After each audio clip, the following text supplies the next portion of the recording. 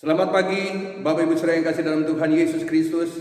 Mari kita berdoa untuk kebenaran firman Tuhan. Bapa, kami mengucap syukur pagi hari ini Tuhan.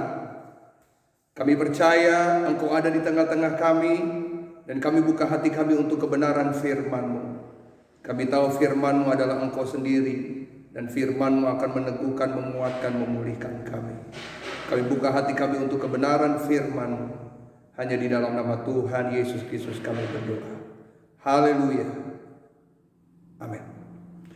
Puji Tuhan, jemaat yang berbahagia, Bapak Ibu yang terkasih dalam Tuhan Yesus Kristus. Pagi hari ini kebenaran firman Tuhan dengan tema berjalan sampai akhir. Kebenaran firman Tuhan dalam Ibrani pasalnya yang ke-10 ayat ke-32 sampai ayat yang ke-39. Nanti saudara bisa baca di rumah lebih jauh ayat itu. Sekali lagi Ibrani 10, 32 sampai 39. Bagaimana Paulus menceritakan tentang keadaan umat Tuhan pada waktu itu di Ibrani. Satu keadaan yang betul-betul kalau Anda baca, keadaan yang begitu sulit, keadaan yang begitu sukar. Saudara, bahkan Paulus menggambarkan, bahkan Paulus memberitahukan keadaan mereka dalam Ibrani pasal 10 32 sampai ke 39, bahwa keadaan mereka itu adalah menderita. Keadaan mereka betul-betul mereka dijadikan tontonan, dijadikan cercaan, dijadikan cemoohan, dijadikan cercaan dan lain sebagainya. Itu keadaan umat Tuhan pada waktu itu di Ibrani. Artinya kita melihat bahwa dalam keadaan situasi, dalam keadaan kondisi, dalam keadaan yang demikian, saudara, harusnya kita melihat bahwa keadaan ini bisa membuat mereka putus asa. Bisa membuat mereka, saya mau katakan, kecewa. Bisa membuat mereka menyerah dengan keadaan ini. Tapi apa yang terjadi, saudara? Walaupun kehidupan mereka, keadaan mereka tidak seenak kita mungkin hari-hari ini, walaupun kita pun ada di tengah-tengah zaman yang sulit, keadaan yang sulit, ya kan? Kita hidup dengan pandemi, kita hidup dengan ekonomi yang mungkin kita bilang juga sulit. Tapi mari kalau saudara melihat keadaan jemaat Ibrani pada waktu itu, sepertinya mana mungkin mereka bisa berjalan sampai akhir. Mana mungkin mereka bisa berlari sampai akhir. Tapi kalau kita melihat dengan jelas, saudara, bahwa apa yang dikatakan dalam Ibrani pasal yang ke-10 ayatnya yang ke-38 dan 39. Lihat baik Ibrani 10, 38, 39. Tetapi orangku yang benar akan hidup oleh iman, dan apabila ia mengundurkan diri, maka aku tidak berkenan kepadanya.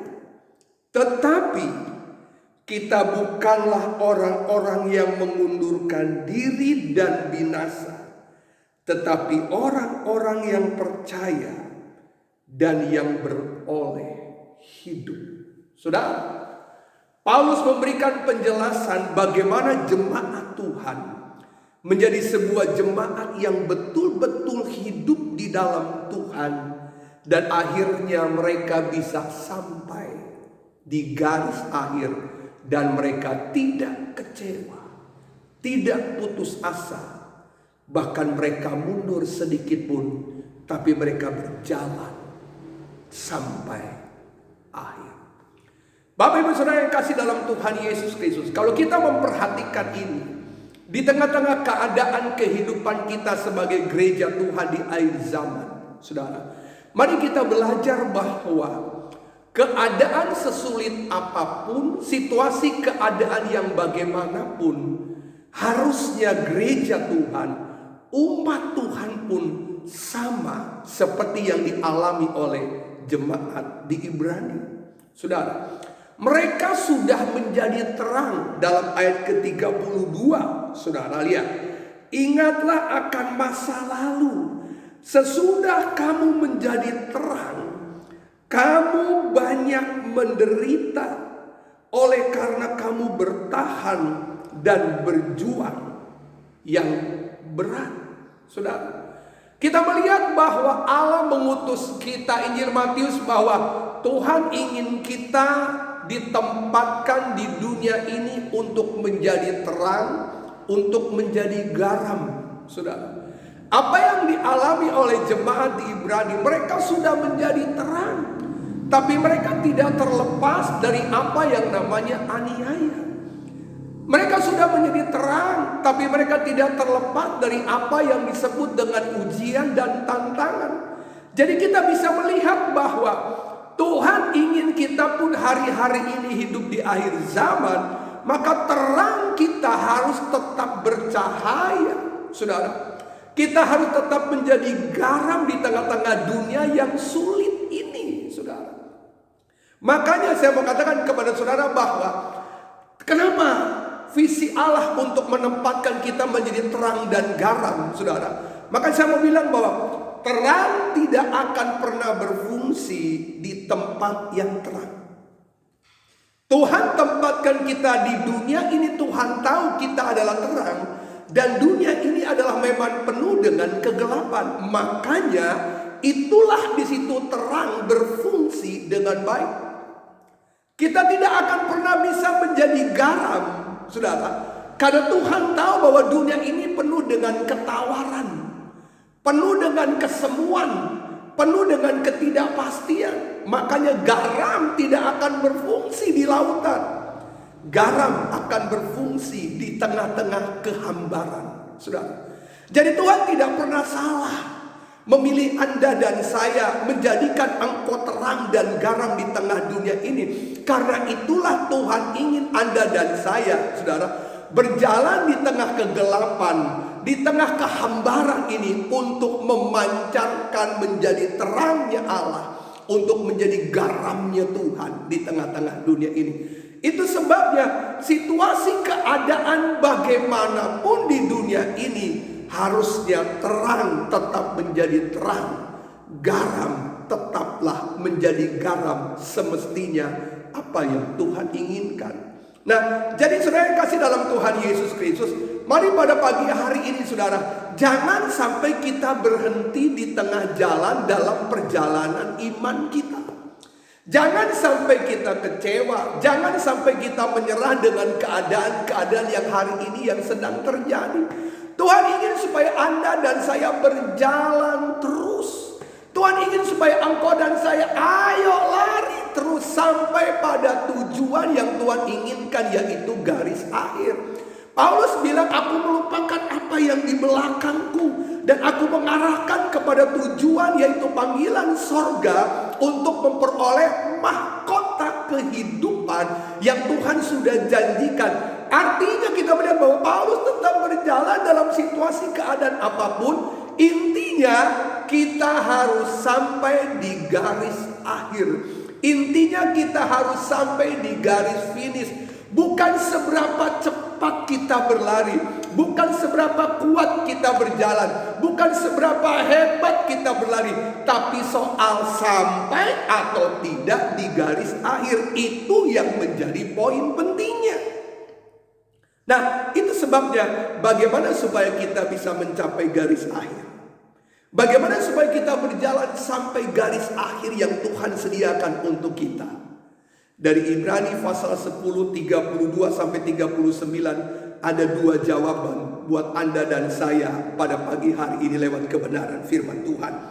Yang pertama, saudara, di dalam ayatnya yang ke-35, Ibrani pasal 10 ayat ke-35, firman Tuhan bilang begini.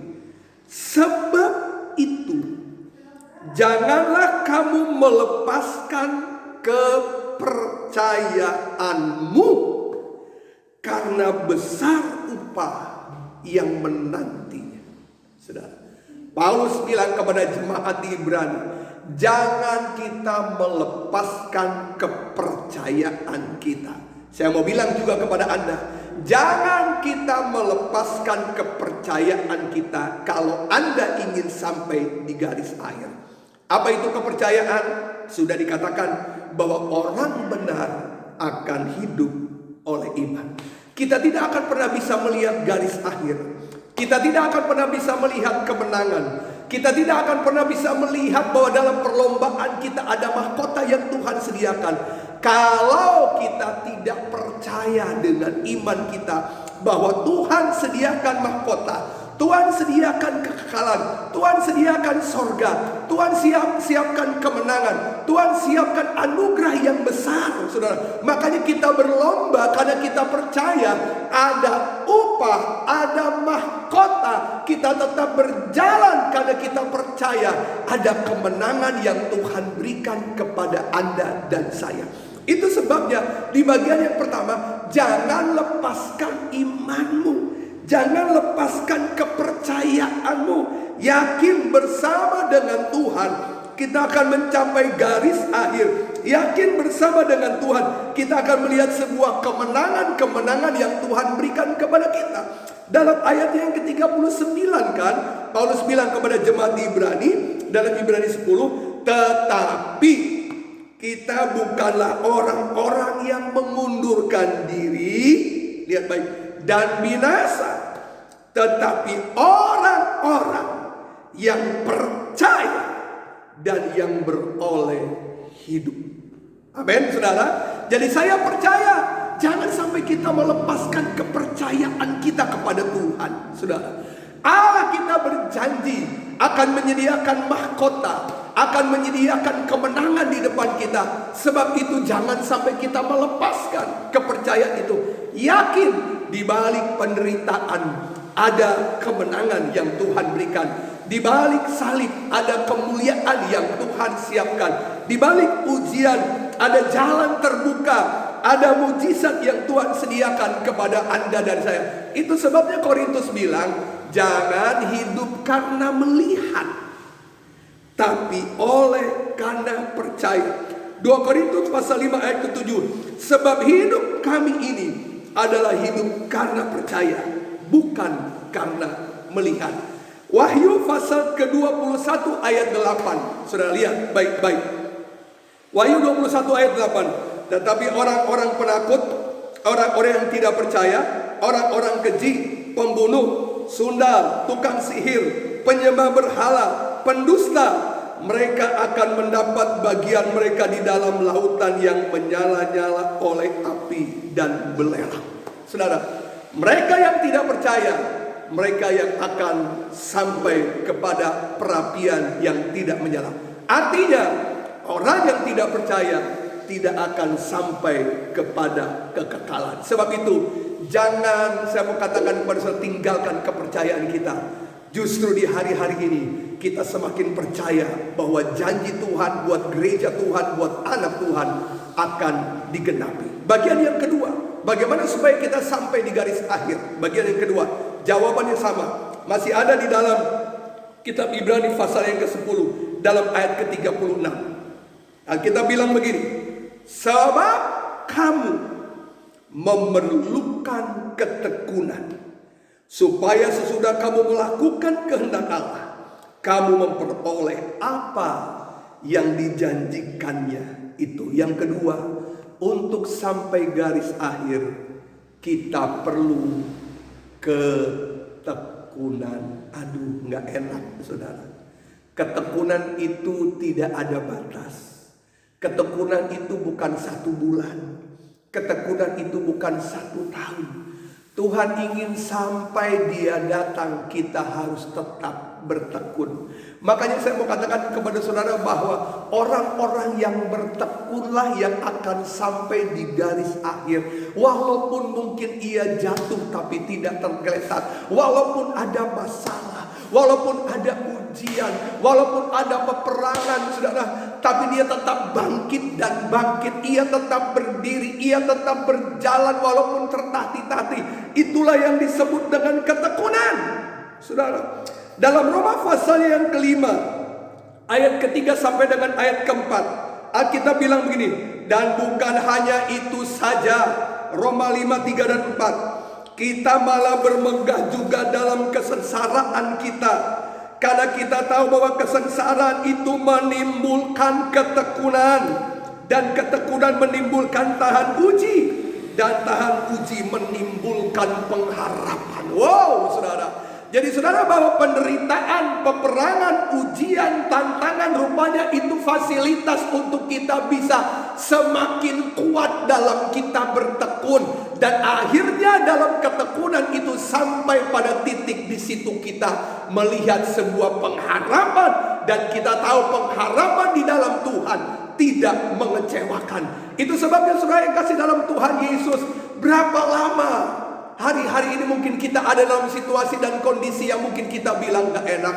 Jemaat Ibrani tetap bertekun. Makanya mereka tidak mengundurkan diri sama sekali. Mereka tidak menyerah sama sekali, karena mereka tahu ada sesuatu janji yang Tuhan siapkan di waktu mereka bertekun, yaitu kemenangan, garis akhir, mahkota yang Tuhan berikan dalam hidup saudara dan saya. Itu sebabnya di bagian dalam Yakobus pasal pertama, ayat ketiga sampai dengan ayat keempat, Alkitab bilang begini, sebab kamu tahu bahwa ujian terhadap imanmu itu menghasilkan ketekunan, dan biarlah ketekunan itu memperoleh buah yang matang, supaya kamu menjadi sempurna dan utuh dan tak kekurangan suatu apapun. Wow, saudara, kita melihat bahwa untuk menjadi tekun perlu sebuah proses, saudara. Makanya saya mau katakan kepada saudara, ujian iman kita akan menghasilkan ketekunan, menimbulkan ketekunan, dan akhirnya ketekunan itu akan memperoleh buah yang matang. Jadi saudara,